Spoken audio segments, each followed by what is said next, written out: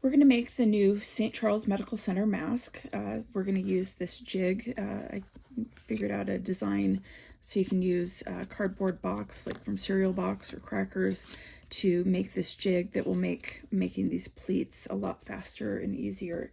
It used to take quite some time to iron and get those pleats just so. With the jig, it saves a lot of time. I also have a separate video that shows another version of this mask that uses elastic instead of the bias tape, and it's just making one piece of cotton fabric instead of two, and so this one I can make in about 8 minutes instead of this one that takes usually about 45 minutes to an hour. I'll also show a shorter version that usually takes about 10 to 12 minutes using the polyester ribbon. So all of the masks that I make have this pocket, so you can put in a filter or you can put in one of the disposable masks and reuse that disposable mask. Then this cotton fabric can be thrown in the wash and sanitized, and then also they have a channel here at the top so you can put a wire in there. I like an 18 or 20 gauge copper wire, but you can use a paper clip or pipe cleaner or whatever you have on hand.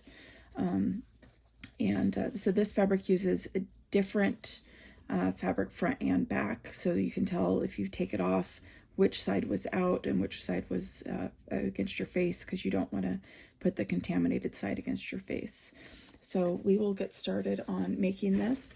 Be sure to check for daily updates because the CDC is constantly changing what their guidelines are. Right now they're suggesting to wear a mask every time you go in public.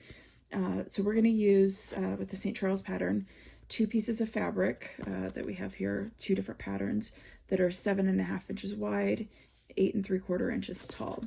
And we're going to sew the bottom hem on these. And so we're going to first sew this face down, the bottom side. Some patterns there isn't a top or bottom, so it doesn't really matter. Just take your pick. So we're going to put the fabric in here. We're going to move the needle to the far right to get an 1/8 inch seam allowance. Get a couple of stitches in, fold over 1/4 inch, fold over 1/4 inch, and then tuck that in there so we can be sure to try to get all layers.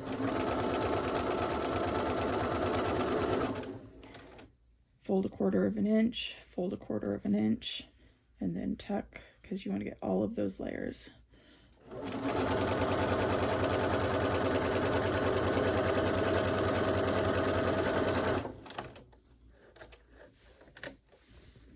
So double check to make sure that you got all those layers. If you missed a layer, just sew a second seam right next to it. And then again, we take this fabric. This one, there is a top and a bottom, so we're going to go to the bottom and sew that seam. Picked fabric, giving a nod to all the farmers and the 4-H families out there that are still working and feeding us while we're all on quarantine, or a lot of healthcare workers working and all that. There's still farmers working. Farmers are still farming and taking care of all their crops and animals and trying to keep us fed.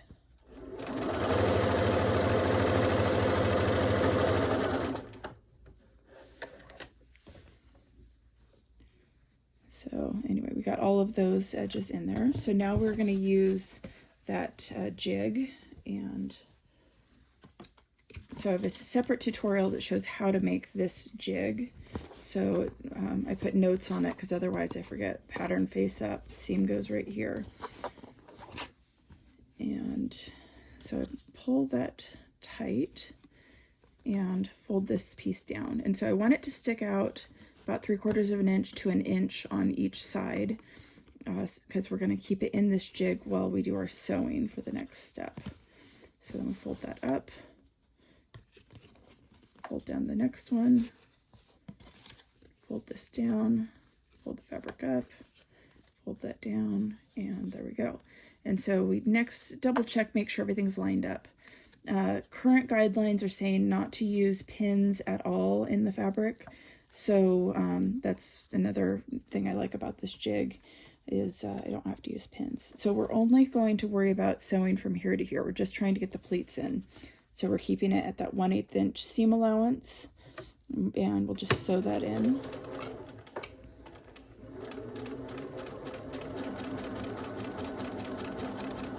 So this is just to tack those pleats in place. And we're gonna do the same thing again on this side. Just getting the pleats.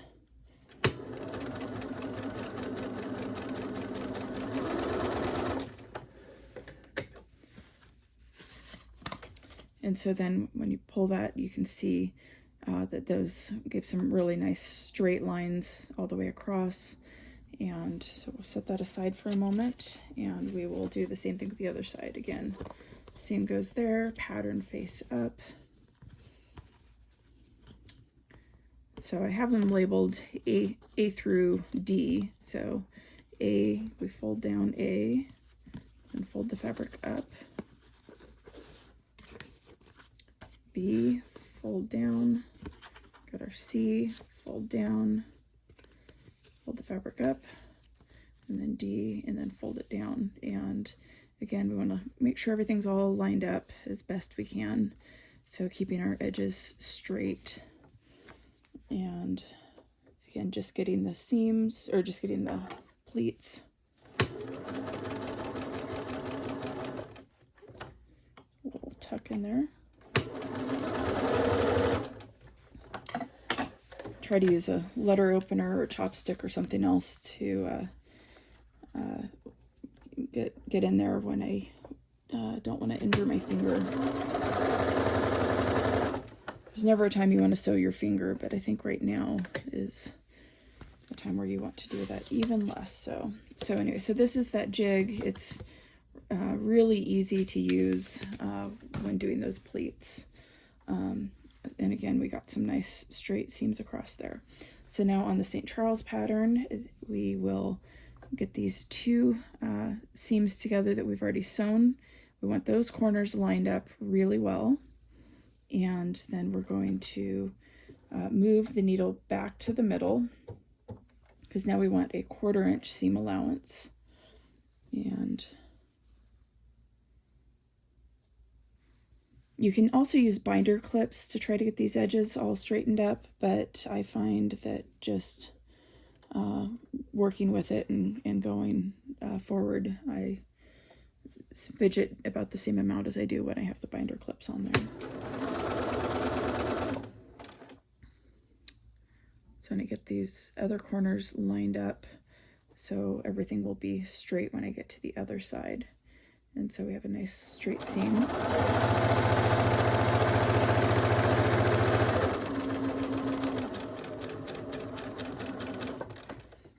And I'm not sewing that corner in. Oops. I felt the thread pulling. So I'm not back stitching because at this point it's that's going to be sewn in separately when I do the edges.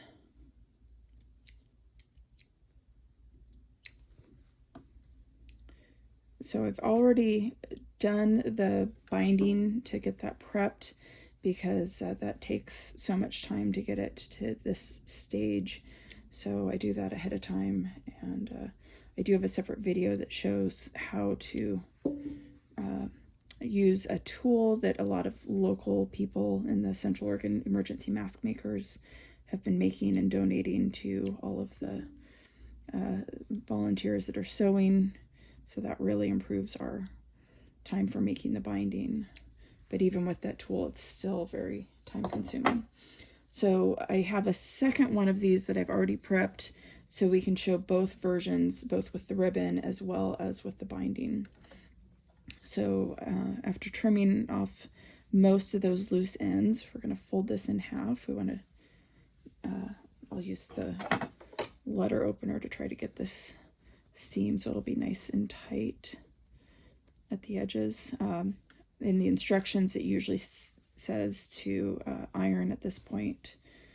I'm just skipping most of the ironing steps and moving forward. So first we're going to go ahead and use the ribbon. And so this is 36-inch long ribbon. This ribbon is 5/8 inches thick or wide, and you can go a little bit wider, but I would not go any narrower. So fold it in half. This seam right here, or this pleat right here, is roughly in the center of that. So that gives us a nice guideline of where to start. So we're going to start with these two pleated, or these two seams that are sewn, and we're going to fold this over.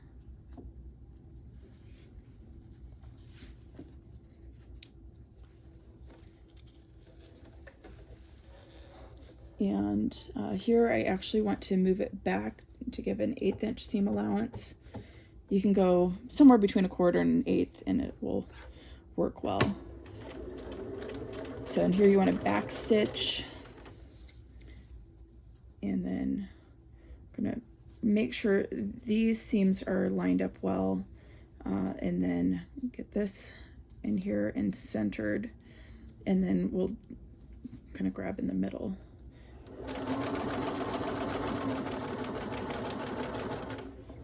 So again, getting about halfway through, make sure we have everything lined up, and then finish.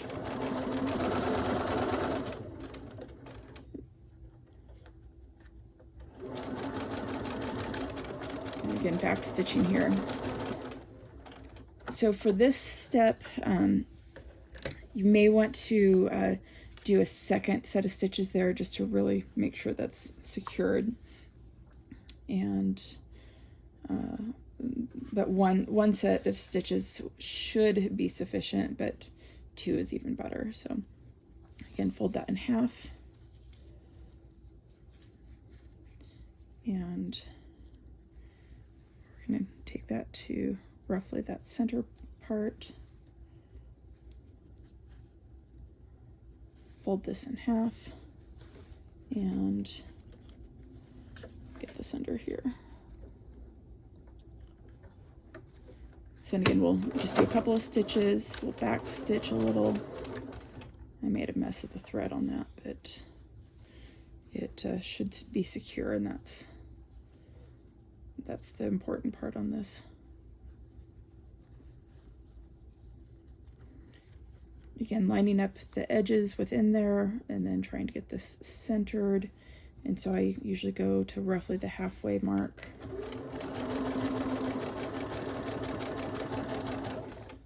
And then take a moment to realign, get everything as tight as possible.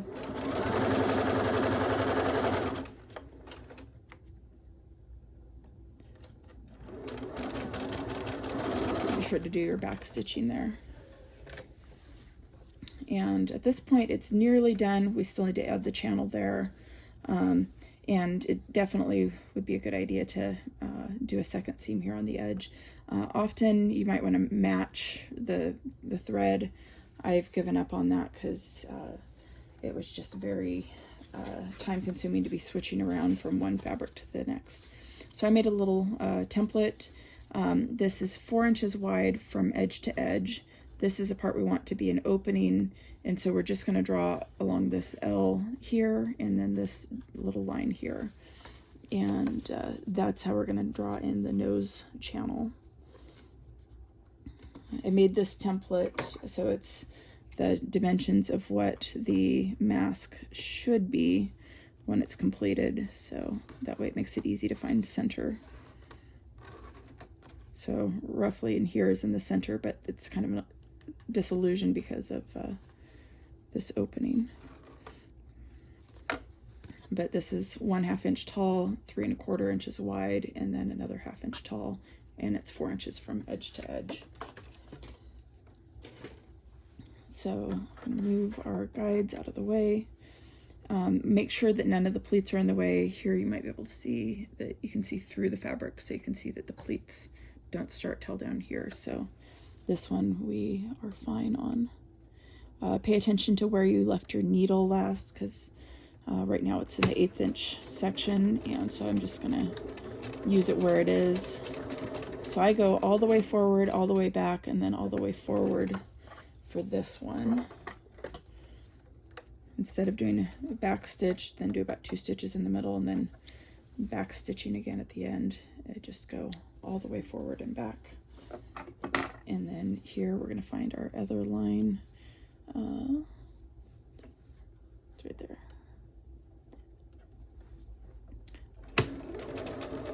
So again, oop, I broke off my thread. So pull the needle to the top. I like this threader because I can do it easily without making big mistakes. Okay, so again, we will line that up with the edge.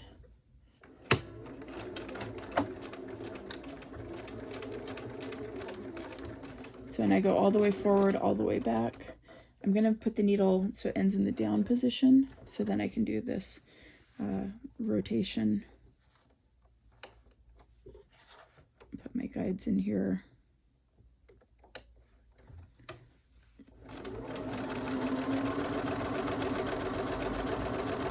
So, and I want to stop about 3/4 of an inch shy. I can see that line, but also just you can look where this line is to avoid missing it, and can have it end with the needle up this time.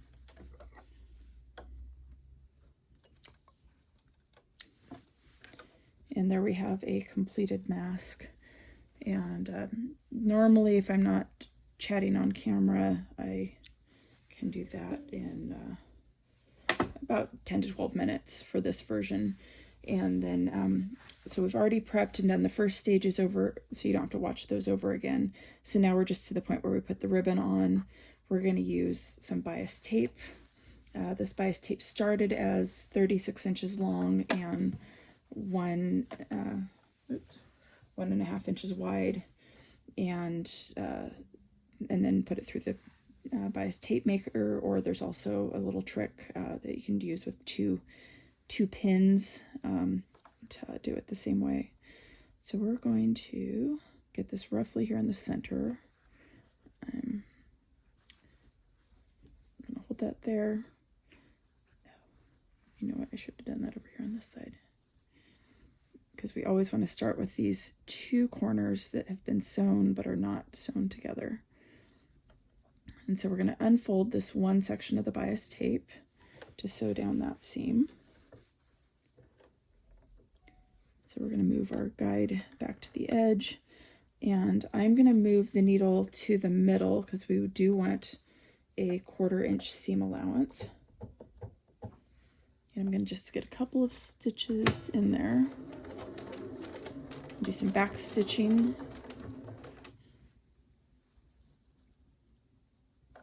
And then I'm making sure that this fabric, that everything's lined up, and then I add the bias tape to it and then line it up and sew.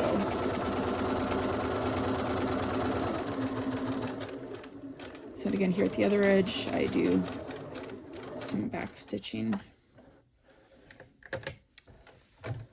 And let's slip behind the table. And so we have our other piece of bias tape. Again, fold it in half. Roughly we have the center. We're going to start again with this opening side here. So we will take that center roughly to this line. Hold that one there. So we want it really close. It doesn't have to be exact, but you wouldn't want it to be off by an inch.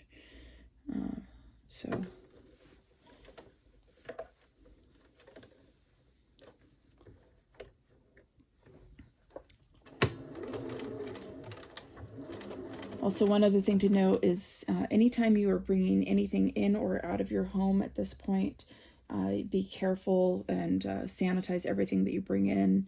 And so all of this was washed in hot water and then in non-chlorine bleach.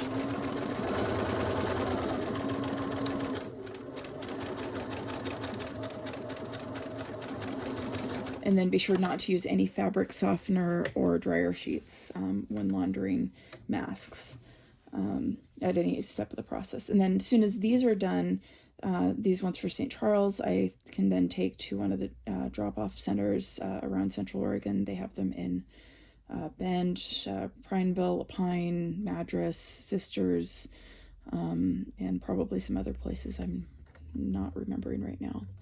So, so from there, they will be taken to the autoclave and sanitized before they are distributed to the next person. So make sure you don't handle anyone else's masks. And once your mask is sanitized, don't let anyone else handle it. So here, again, we're keeping it on that center 1/4 inch seam allowance. Some say to go ahead and zigzag here. I've just been doing a straight stitch. I pull this a little bit to give it some tension, but not so much that it won't feed through. And then I'm just eyeballing that edge.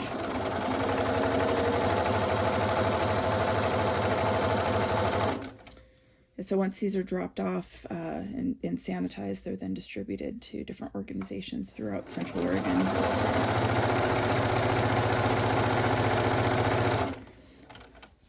So I've tried making a number of other masks because other people have asked on making the jig if I can help them with the mask that they're making for their area.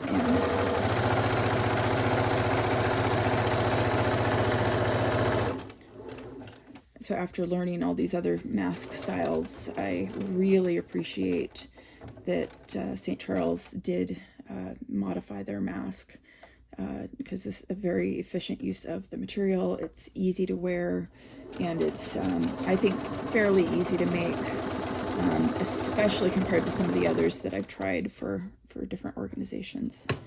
So this is definitely a great option.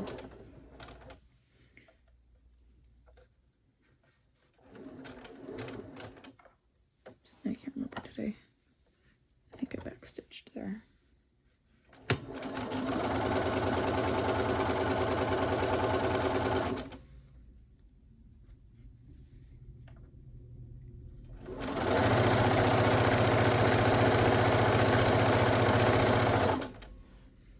So not only are these going to the hospital here in Central Oregon, they're going to other great organizations that need protection. Mostly, I think it's in the medical field, but that's, I'm just another volunteer, so I don't really know all the specifics.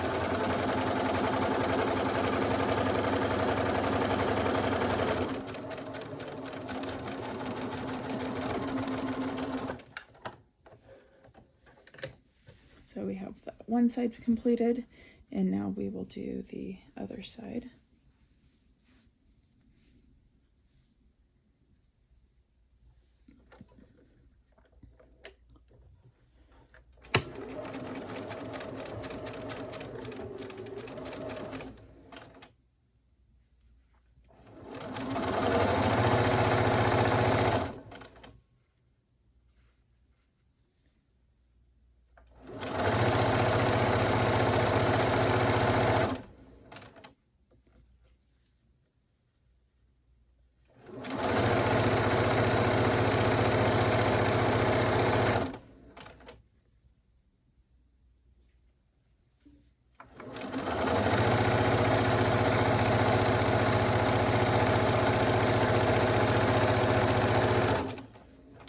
So if you don't sew and want to help, look through and see if you have any supplies that people that are sewing could use. If you have a 3D printer, you can probably help out with some other things that way.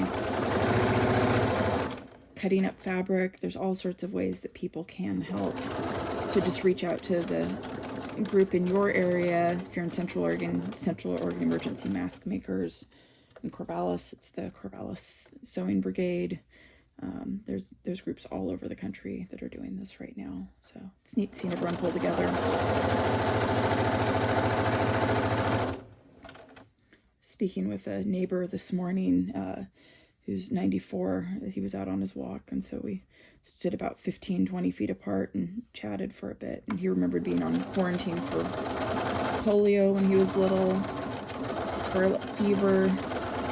So there's a, he had scarlet fever twice. So,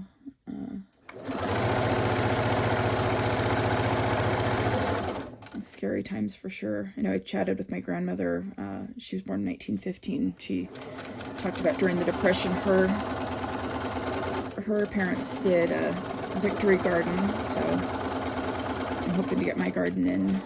So one other thing that can help us throughout the year with me, and I have some extras for neighbors that don't have gardens, and for my parents and a bunch of other people. So anyway, so there is the completed Central Oregon St. Charles Medical Center mask, also one being recommended by the Central Oregon Emergency Mask Makers. I didn't add the channel to this one. I'll do that afterwards because I've already shown how to do it here, so you don't need to see that a second time. But good luck. Ask questions if you have them, and check out the other videos for the tutorial on how to make the jig, because that will save a lot of time if you're making very many. And if you're just making a couple of masks for yourself or your loved ones, this is a great mask. And I think this one is also accepted by the Central Oregon Emergency Mask Makers. This one, I like that, again, it has the pocket and the nose channel. And then this one, the inside, it has that French seam, so there's no frayed edges on the inside, and you're not seeing a lot of thread on the outside. So that's a great quick option. It takes about 8 minutes if you're using the jig. So anyway, so make some masks, make extras for your friends and loved ones and organizations, and see what you can do to help out and get us past this and get back to a new normal way of life. And wash your hands.